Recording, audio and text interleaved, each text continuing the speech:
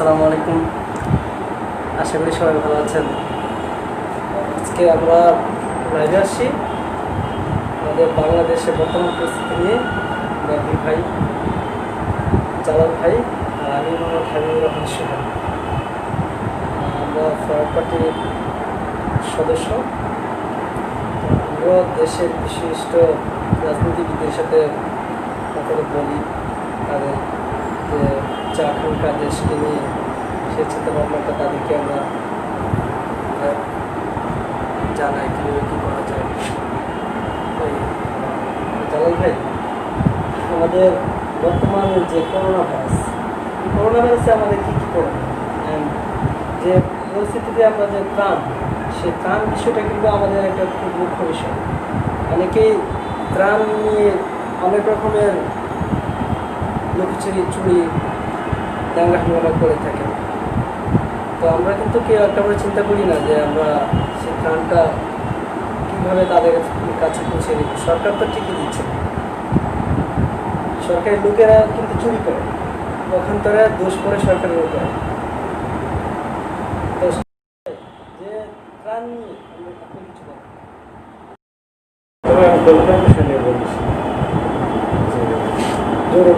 করোনার বিষয়টা নিয়ে বলছি প্রথমে এই জন্য যে প্রথম যখন আমরা যখন করোনার সম্বন্ধে জানতে পারছি, তখন দরকার ছিল সরকারের প্রস্তুতি দেওয়া, যেন বাংলাদেশে করোনার ছোবল থেকে বাঁচতে পারে। তো সরকার কি করলো যে যারা বিদেশ থেকে আসছে তাদেরকে কোয়ারেন্টাইনে রাখেনি, যার জন্য কিন্তু বাংলাদেশে করোনার এই যে প্রভাব বিস্তার, হ্যাঁ, এটা সরকারের ব্যর্থতা। হ্যাঁ, আরেকটা কথা, মানে যখন চায়না এটা উৎপত্তি হয়েছিল সবাই কিন্তু জানতো, শুরুতে তো বাংলাদেশে আসেনি। যখন আমাদের ফ্লাইটগুলো যদি বা বন্ধ করে দিত তখন তো আরও বেটার হতো। না, ফ্লাইট থাকুক, কিন্তু এয়ারপোর্ট তো অনেক জায়গা আছে, ওই জায়গার মধ্যে আপনি কোয়ারেন্টাইন রাখার জন্য কিছু ব্যবস্থা করুক, সেটা করেনি সরকার। এটার জন্য সরকার ব্যর্থ। তারপরে আপনি যখন ত্রাণের বিষয়ে আসবেন, আপনি ত্রাণ কাকে দিয়ে করলে ভালো হবে সেটা যদি আপনি না জানেন, তাহলে আপনার এই দায়িত্ব থাকাটা ঠিক না। আমি কাকে দিব দায়িত্ব, আমি যাকে দিব সে যেন সঠিকভাবে বন্টন করতে পারে, আমি তাকে দিব। আর যদি কেউ যে কেউ যদি চুরি করে ত্রাণের, তাকে একদম এমন একটা দৃষ্টান্তমূলক শাস্তি দেওয়া দরকার ছিল, ভবিষ্যতে যেন কেউ আর এই শাস্তি দেখে যেন কেউ আর এই সাহস না করতে পারে। কিন্তু এখানে প্রশ্ন হচ্ছে, যারা এই যে ইউনিয়ন পরিষদের যে চেয়ারম্যান, তারা এই যে আপনার নমিনেশন নিয়েছে টাকা দিয়ে কিনে, হ্যাঁ, তো এখন টাকা দিয়ে কিনতে এখন তো তারা চুরি করবেই। হ্যাঁ, সেটা হলো কারণ আমরা এই যে ত্রাণ, কারণ এটা হচ্ছে আমাদের গরিবের হক। হ্যাঁ, যে দেখা যাচ্ছে যে অনেক মানুষের ত্রাণ না পেয়ে বা কাজ বন্ধ হওয়ার কারণে তাদের না খেয়ে আত্মহত্যা পর্যন্ত করেছে। এই দৃষ্টান্ত কিন্তু আমাদের মধ্যে আছে। আমরা ইতিমধ্যে অনেককে দেখেছি যে তারা ইউপি চেয়ারম্যান যে ত্রাণগুলো দেওয়ার কথা, তারা কিন্তু সেগুলো দিচ্ছে না। হ্যাঁ, মানে আমাদের যে ঢাকায় অনেকজনই আছে, আমাদের তাদের নাম মামলা হয়েছে, আপনি চিনবেন, নামটা বলবো না, তার নামে 10 লক্ষ টাকা জরিমানা হয়েছে। তাকে ত্রাণ দিয়েছে, তার ঘরে সরকার মিলেছে অর্ধেকই দেয়। এরকম শুধু এইটা না, পুরো বাংলাদেশের এই চিত্রটা আসছে। এমনকি যখন সাংবাদিক যখন এটা রিপোর্ট করতে যায়, সাংবাদিক অনেক ব্যস্তব্যস্ত হয়ে গেছে। কেন এই যে আপনি দেখেন যে সাংবাদিকদের যখন একজন সাংবাদিককে যখন আপনি পিটাবেন, রক্তাক্ত করবেন, তখন আরো 10 জন 20 জন 100 জন সাংবাদিক তো আসবে, দ্বিতীয়বার রিপোর্ট করতে সাহসটা করতে পারবে না। কেন এই যে যারা করলো সাংবাদিকদের পিটালো, তাদেরকে একটা দৃষ্টান্তমূলক শাস্তি সেটাও না। এই যে জিজ্ঞেস গেছিলে, সে এই হাইকোর্ট থেকে কখন কোন সময় জামিন পেয়ে গেল এটা কেউ বলতে পারে না। তা আমরা জানি জাদু, এটা সরকারের ব্যর্থতা না, এটা সরকারের ব্যর্থতা। এটা যে সরকারের ব্যর্থতা, সরকার অন্ধ হয়ে গিয়েছে। এই যে আমাদের যে আজকে এতদিন পর্যন্ত লকডাউন চলতেছে, সরকারের কত রকমের ভূমিকা মানে শর্ট ক্লিপে দেখা যাচ্ছে না, বাট যখন আমরা বাস্তবে যাই তখন কিন্তু বাস্তবটা দেখি না। যখন আমরা বাস্তবে যাই তখন আমরা দেখি কি মানুষের হাহাকার, হাহাজারি, কত কষ্ট। তারা যারা দিন মজুর তারা কত কষ্ট করতেছে।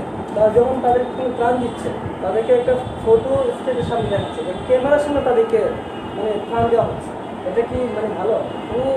মানে আমরা যখন কাউকে সাহায্য করবো, সহযোগিতা করবো, আমরা মনের থেকে করবো, কেন মিডিয়াকে মানে সামনে রেখে আমরা তাদেরকে প্রাণ দিই।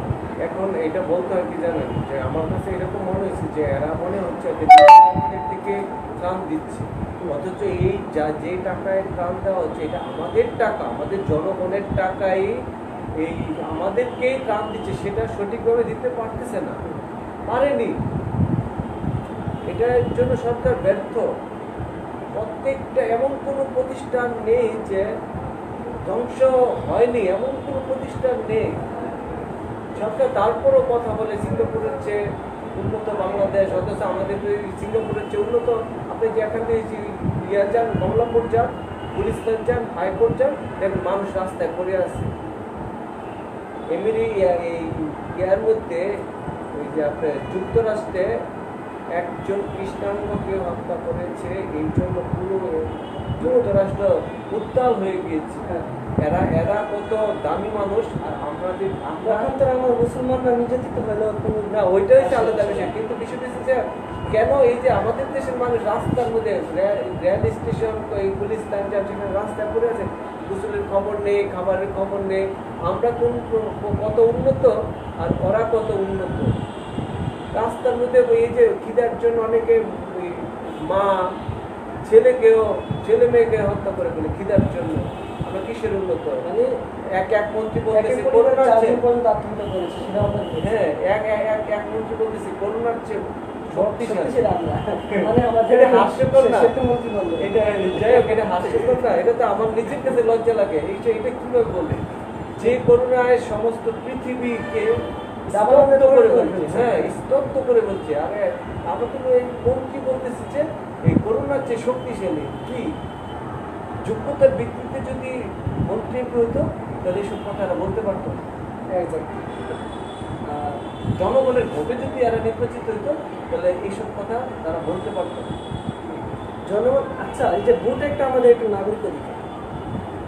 যারা দেখছেন আপনারা, আপনাদের কাছে একটা প্রশ্ন, যে আপনারা যারা নতুন ভোটার হয়েছেন বা বিগিনার যারা হয়েছেন, আপনারা কতটুকু আশা নিয়ে ভোটে গিয়েছিলেন, সে তখনকার কথাটা আমাদের মনে পড়ে যে ভোটের কাহিনী কত কাহিনী হয়ে গেছে। তো ভোট আমাদের একটা নাগরিক অধিকার। যারা আমাদের নিজের ইচ্ছা মতো আমরা একটা সরকার গঠন করবো, যাকে পছন্দ করি তার কাজকর্মকে আমরা পছন্দ করি, আমরা ব্যক্তিকে নয় তার কাজকে পছন্দ করবো না। কারণ আমাদের ভোট আমাদের একটা নাগরিক অধিকার। এই নাগরিক অধিকারটাকে আমরা লগ্ন হয়ে গেছে। হ্যাঁ, তার আমাদের কত কিছু চাওয়ার বাকি আছে, আমরা কি অনেক কিছু পাচ্ছি না। ডেফিনেটলি আমরা যখন একটা পরীক্ষা দিতে যাই, মানে 1 লক্ষ স্টুডেন্ট আমরা পরীক্ষা দিই, চাকরি পরীক্ষা যখন দিতে যাই, তখন একটা ফর্ম ফিল আপ করার জন্য মিনিমাম 8 থেকে 900 টাকা যায়, অনেক সময় 700 টাকা যায়। তো এই 1 লক্ষর সাথে যদি 800 টাকা গুণ করা হয়, কত টাকা হতে পারে? এই টাকাটা নিয়ে নিচ্ছেন 1 লক্ষ তো না, আরও বেশি, 7 লাখ 8 লাখ স্টুডেন্টরা পরীক্ষা দিয়ে হবে। যখন চাকরি পরীক্ষা দিতে যায় তখন এরকম কম্পিটিশন হতে হয়। এর মধ্যে তাদেরকে নিয়ে কজন? মাত্র 140 জন, 200 জন, 200-র উপরে গেছে কিনা আমি এখন পর্যন্ত দেখি নাই, যতটুকু রেজাল্ট দেখলাম। তো সে চাকরি পরীক্ষার নামে যে একটা তারা একটা ব্যবসা শুরু করছে, আমাদের মতন দরিদ্র ছাত্রছাত্রী যারা আছে তারা কোথায় যাবে? মানে এরকমভাবে কিন্তু মানে আমাদের দেশে কিন্তু লুটপাট হচ্ছে, আমাদের থেকে তারা ভদ্র কৌশলে কিন্তু তারা লুটপাট করতেছে। একটা কথা না বললেই নয়, বলতেই হচ্ছে যে এই যে গত বেশ কয়েক বছর আগের কথা বলছি, পুলিশে 10,000 এমন কোনো ব্যক্তি নেই যে বলতে পারবে না 6 থেকে 7 লক্ষ 8 লক্ষ টাকা ঘুষ দিতে হয়। হ্যাঁ, আবার তারাই কিভাবে তার থেকে আপনি কি ভালো কিছু আশা করবেন? আবার তারাই বলে যে ঘুষ ছাড়া চাকরি আছে, মানে আছে, মানে কাদের কাছে? সরকার কিন্তু মানে বলে না যে তোমরা ঘুষ দাও, টাকা দিয়ে চাকরি দাও। কিন্তু যখন আপনার কাছে একটা দায়িত্ব দেওয়া হয় যে তুমি এই চাকরি নিয়ে দাও, তোমার আমাকে এত টাকা দিতে হবে, তাহলে আমি তোমাকে চাকরিটা ওই আসনটা তোমাকে দিব। ইভেন আমি টাকা দিতে পারলাম, কারণ এর চেয়ে আমার চেয়ে উপরে কোয়ালিটি লোকের আপনার সাথে হাত মিলে যে পরে চাকরি দিয়ে দিবেন, আমার কাছে টাকা চাইবেন, দিলে দিক না দিলে সো বেটার। হ্যাঁ, দিতে বললে চাকরি হবে না নেবে, আর যদি না হয় তাহলে আপনি চাকরি তাকে দিয়ে দিবেন যাকে আপনি মনে নিতে পারেন। কেন চাকরিটা আমাদের সবারই জন্য একটা একটা প্ল্যাটফর্ম, আমরা যোগ্যতা নিয়ে চাকরি করবো। এখানে এখানে যারা টাকা দিয়ে চাকরি করে, এই যে আমরা যে ঘুষটা নিয়ে চাকরি করি, হ্যাঁ আমরা সবাই কিন্তু চিন্তা করবো যে আমরা 10 লক্ষ টাকা দিয়ে ঘুষ নিয়েছি, হ্যাঁ আমার কিন্তু এই টাকা কিন্তু এই কয়েকদিন থাকতে পারে। তো ডেফিনেটলি আমরা কী করবো, তখন আমি তো অবশ্যই দুর্নীতি করবো, চুরি ভাঙা মাসে তো আমার হাত মেলাতে হবে। একটা যখন রাস্তা দিয়ে ট্রাফিক জ্যাম হয়, তখন ট্রাফিক পুলিশরা কী করে, তারা বেতনই পায় কত, তারা বেশি হলে 12 থেকে 13,000 টাকা পায় না, এর বেশি তো পায় না। না না না, একজন পুলিশ সর্বনিম্ন যারা 30,000 নিচে নেয়, সর্বনিম্ন 25,000-এর নিচে না, আমাদের আইডিয়া ভর্তি যারা হয় তারাই 20,000 টাকার উপর। না, আমি যতটুকু মানে আমার ধারণা আছে 16,000 টাকা আছে। আচ্ছা ঠিক আছে, ধরেন 20,000 টাকা, হ্যাঁ 20,000 টাকা যদি হয়, না এর বেশি হবে না, কারণ একটা কনস্টেবলের বেতন কত? সে ভর্তি কনস্টেবল ভর্তি 22,000 টাকা। না না না, এত না, আপনার 16,000 বেশি। একটা সেনাবাহিনীর জন্য আপনার বিঘের মানে তার নতুন অবস্থাটা তার 13-14,000 এখন বাড়ছে। এখন বাড়ছে বলে 13 টাকা। যাই হোক, আমরা এই বিষয়ে আমরা আরেকটা প্রসঙ্গ বিষয় বলি যে আপনি কিছুক্ষণ আগে বললেন যে ভোটের যে বিষয়টা ভোট এটা একটি অধিকার, আমার অধিকার, আমরা ঠিক করব কে দেশ পরিচালনা করবে, কিন্তু সেটা সেটা দ্বারের কাছেও নেই। আমার ভোটটা আমি দিতে পারি না, ভোট কেন্দ্রে গেলে বলে যে ভোট দেওয়া হয়ে গেছে, মৃত ব্যক্তির ভোট হয়ে যায়, তাহলে এটা কিভাবে? আমরা পত্রিকায় দেখেছি, টিভিতে দেখেছি, ভোট কেন্দ্রের মধ্যে গরু, কোনো কেন্দ্রে গরু দেখেছি, কোনো কেন্দ্রে ছাগল দেখেছি, কোনো কেন্দ্রে কুকুর দেখেছি। তাহলে কি গরু, ছাগল, কুকুরের ভোটে এরা নির্বাচিত হয়েছে? এটা তো আমরা মানে যেহেতু মানুষ নেই, তাহলে জনগণ কিন্তু মানে মানে ঐক্যবদ্ধ হয় না। যদি আমরা ঐক্যবদ্ধ হতাম তাহলে কিন্তু আমাদের মানে সরকার চলে তার জনগণ, সেই জনগণ একটা একটা সরকারি মানে বাংলাদেশের মানুষ জনগণ আছে প্রায় 20 কোটির উপরে, মানে 18 কোটি আছে। ধরেন আপনার আদম সময় তো হয়েছে আর প্রতি 10 বছর হয়, এর ভিতরে কি মানুষ বাড়ে না? তাহলে এই যে ধরেন 18 কোটি মানুষ, এর মধ্যে যদি সরকারের লোক কতজন থেকে বেশি হলে 5 কোটি থাকে, 5 কোটি ধরেন 5 কোটি ধরেন নিলাম 5 কোটি, তাহলে সবচেয়ে শক্তিশালী কি? জনগণ। তাহলে আমরা তো 12-13 কোটি আমরা বেশি। যদি আমরা 13 কোটি মানুষ যদি একত্রিত হয়, যদি বলি না আমাদের ভোট আমাদের দাবি আমরা আদায় করে ছাড়বো, সেক্ষেত্রে কিন্তু আমরা ঠিকই পারি, কিন্তু আমরা হচ্ছে ভীত জাতি, আমরা ভয় পাই। কেন ভয় পাবো? ভয় পাই না, আমরা ভয় পাই, কারণ আমি এটা মানে মানে আমি বলে আমি ভয় পাই না, কিন্তু আমি মুখে বলি যখন আমরা একজন আরেকজনকে সংঘর্ষ করবো, এই থামো, ঝগড়া করো না, আমরা সবাই একত্র হই, কারণ এই অধিকারটা তোমারও আমারও। আমি 500 টাকার বিনিময়ে তার কাছে বিক্রি হয়ে গেছি। আমি একটু চাচ্ছি, সেটা হচ্ছে যে আমাদের দেশে আমাদের এই ঐক্যটাকে ধ্বংস করার জন্য দেশি বিদেশি শত্রুরা পূর্ব পরিকল্পিতভাবে কাজ করতেছে। আমরা ঘুমিয়ে আছি, হ্যাঁ, ওঠার জন্য তো এই যে আলোচনা করতেছি কেন? তার তো আলোচনার মূল বিষয়টাই তো জেগে ওঠার কথা, মানুষকে সচেতন করার জন্য। যেমন আপনি যে বিষয়টা বললেন যে আজকে জনগণ এরকম কেন, ওই যে বললাম যে পূর্ব পরিকল্পিতভাবে দেশি বিদেশি এই উদ্যোগীরা বা এই জনগণের যে ঐক্য এটাকে ধ্বংস করে দিয়েছে। আপনি দেখেন কেউ একটা মন্তব্য করলো, যা এক্সাম্পল আপনাকে দেখায়, একটি ব্যান্ড গাড়ি চিন্তাই করলো, তাকে আপনি খরচ দিয়ে দিচ্ছে। যারা এত হাজার হাজার কোটি টাকা দুর্নীতি তাদেরকে খরচ দিচ্ছে। আপনি দেখেন বাংলাদেশের মধ্যে মাদক সম্রাট কে? গদি। সে গদিকে সহি সালামতে নিয়ে এয়ারপোর্টে দিয়ে আসে। আচ্ছা, আর যে চলতে পারে না, আমাদের দেশে আমরা খুব এক গরিব দেশ, চলতে পারে না, সে কি করবে? বাঁচার জন্য, তার সন্তানের জন্য কি করবে? সে নিশ্চয়ই একটা না কিছু বেছে নিতে হবে। সে কোনো কিছু না দেখে কি করে? সে মাদককে একটা অপশন বেছে নেয়, তো বাংলাদেশের জন্য একটা বড় বেছে নেয়। তো নেওয়ার পরে কি হয়েছে? সে আস্তে আস্তে কিছু টাকার মালিক, কিন্তু তাকে একটা স্পেস দেখান যে সে এটা করে খা, এটা করে চলো, কিন্তু এটা পারেনি। আর যিনি মাদক সম্রাট আকিবুল সরকার শহীদ সালামত এয়ারপোর্টে দিয়ে আচ্ছা, আরেকটা জিনিস শুনে, আমি ওই যে বাংলাদেশ সোশ্যাল ডেভেলপমেন্ট ইসলামের একটা সংগঠন করছি, আপনি তো জানেন। ওই সংগঠনের জন্য যখন মানে সংস্থাটার জন্য যখন আমি অনুমতি আনতে গিয়েছিলাম, মানে বাংলাদেশ সমাজ কল্যাণ ইয়ার থেকে, অধিদপ্তর থেকে, তো ওইখানে আমি ফর্ম ফিল আপ আমি সব কিছু করেছি, সব জমা দিয়েছি। তো দেন উনি আমাকে কি বলছে যে আচ্ছা তুমি ক্যান্ডিডেটটা খুব তাড়াতাড়ি করবে, কীভাবে একটু ভালো দিতে হবে। আমি কই আচ্ছা, আমি তো এখানে আমার এখানে তো ক্যাটাগরিতে লেখা আছে যে আমি কিন্তু দুর্নীতি মানে দুর্নীতি বিরোধী আমরা যুদ্ধ করবো, মানে দুর্নীতি দমনের জন্য তো আমাদের কাজ না। কারণ আপনি যদি আমার সাথে দুর্নীতি করেন তাহলে আমি কি আপনাকে ছেড়ে দিব, মানে মানে আমি কি তাকে ফিমেলে বলো। তো আচ্ছা দেখো না, মানে আমি চা নাস্তা খাবো এসে, আচ্ছা চা নাস্তা খাওয়ার জন্য কি আপনাকে সরকারি বেতন দেয় না, বেতন কথা দেন আপনাকে, আপনি ওই জন্য চলেন। তো তখন উনি এক পর্যায়ে আমার সাথে রেগে গেলেন, আমার যে কাগজটা আমাদের দিয়ে দিবে, তখন আমাকে 1 মাসের পরে বলেছে কাগজটা দিতে। তো দেখেন উনি একটা মানে সমাজ কল্যাণ অধিদপ্তরে চাকরি করেন, আমিও সমাজ কল্যাণের জন্য একটা অনুমতি কাগজপত্রের জন্য আনতে গিয়েছিলাম, উনিও আমার কাছে সে মানে কিছু টাকা চায় যে আমি তাকে মানে কিছু খরচের জন্য দেবো। কেন আমি তাকে খরচের জন্য দেবো? সে আমাকে, আমি না তার সাথে সাথে মানে রিয়েক্ট করে ফেলতেছি যে না, আমি তো একটা সামাজিকভাবে একটা কাজ করে যাচ্ছিলাম, তুমি আমার কেন নেই? তো এরকম কতগুলো সেক্টর আছে, সরকারি সেক্টর বলুন, বেসরকারি সেক্টর বলুন, কতগুলো সেক্টর, সেই সেক্টরে কিন্তু আমাদের একটা দুর্নীতি হচ্ছে। কেন? এটা যদি আমরা যদি তাৎক্ষণিক সবাই যদি নিজেরা মানে প্রতিবাদ করি, তখন সেক্ষেত্রে সম্ভব। কারণ আমরা কেউ কারোর জন্য না, আমরা নিজের জায়গা নিজের তৈরি করে নিতে পারি।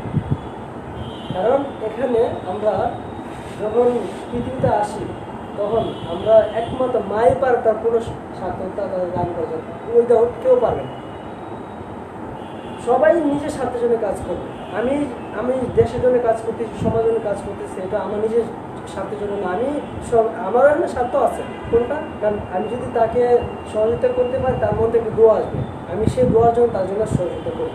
হ্যাঁ, এইগুলো কিন্তু আমাদের সামাজিকীকরণ নয় যে আমরা আপনি যদি আমি আপনার এই বিষয়টা একটু সামাজিক সংগঠন দিয়ে একটি রাষ্ট্রের জনগণের কল্যাণ করতে পারবেন, হয়তো কিছু অংশ আপনি করতে পারবেন, কিছু না। আমি বলি আপনাকে, কিছু একটা আপনি করতে পারবেন। আপনি যখন রাষ্ট্রের রাজনৈতিক প্রতিষ্ঠান দিয়ে আপনি যখন বাংলাদেশকে কাজ করতে পারবেন, এটা তো আমি এক্সাম্পল বললাম আর কি, এটা যে পুষ্পটা ইয়ে করে আমরা এবার আসছি যে এখন আমাদের এই আমরা তো জিনিসপত্র প্রাণের বিনিময়ে বাংলাদেশ পেয়েছি, আজকে 49 বছর চলে যাচ্ছে, আমরা এখনো গণতন্ত্রের জন্য, ভোটের অধিকারের জন্য চিল্লাই, কোনো কাজ হয় না। তো এই বিষয়ে আমাদের কিছু করণীয় এটা হচ্ছে যে আমরা জনগণ যদি ঐক্যবদ্ধ জনগণকে বলেন। হ্যাঁ, আমি ফরওয়ার্ড পার্টির একজন কর্মী হিসাবে আমি জনগণের উদ্দেশ্যে বলছি, আসুন আমরা সবাই ঐক্যবদ্ধ হয়ে গণতন্ত্র, ভোটের অধিকার আমরা প্রতিষ্ঠা করি। কারণ এই দেশটা আমাদের। আজকে দেখেন তো আপনার যে আদরের সন্তানটা, সেই আদরের সন্তানটা আগামী 15 বছর পরে, 25 বছর পরে তার জন্য কি রেখে যাবে? সে তো আপনার অতি আদরের প্রিয় সন্তান, তো তার জন্য কি রেখে যাবেন? প্রশ্ন। আপনি তো 15 বছর, 20 বছর, 25 বছর আপনার জায়গায় আপনি থাকবেন না, সে তো সাফারার। তার জন্য কিছু করার জন্য দেশটা, তার জন্য, তার এই দেশের জন্য, 18 কোটি মানুষের জন্য যেটা নেয় সেটাই করতে হবে। আমি সবাইকে অনুরোধ করব, ফরওয়ার্ড পার্টি ব্যক্তি মালিকানা দল না, এটা 18 কোটি জনগণের প্রতিষ্ঠান।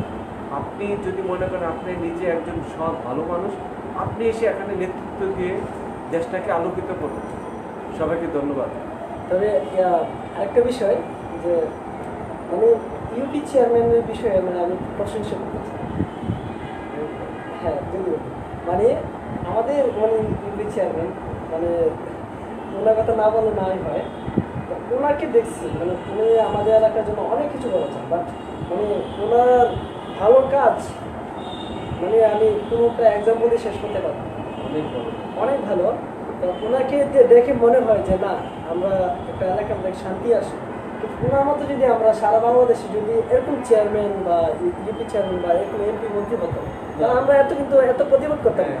মানে আমি আপনাকে বলতেছি যে আমাদের মনিরুল ইসলাম ভুইয়া মানে আমাদের যে ইউপি চেয়ারম্যান, উনি আমাদের এলাকার জন্য মানে যখন আপনার কেউ বিপদে পড়ে, যদি রাত 10টা বাজে, 11টা বাজে, 1টা বাজে, 2টা বাজে, তখন কিন্তু উনি ওই স্থানে চলে যান। আমি অবশ্যই আমি চেয়ারম্যান সাহেবকে স্যালুট জানাই এই জন্য যে এত বাংলাদেশের এত এই যে গণ অন্ধকারের মধ্যে থেকে যে একটা আলো আছে, যে আপনাদের ইউনিয়ন পরিষদের চেয়ারম্যান জনগণের জন্য, গরিব মানুষের জন্য এগিয়ে আসে, তাকে আমি অবশ্যই অন্তঃস্থল থেকে সালাম জানাই, মোবারকবাদ জানাই।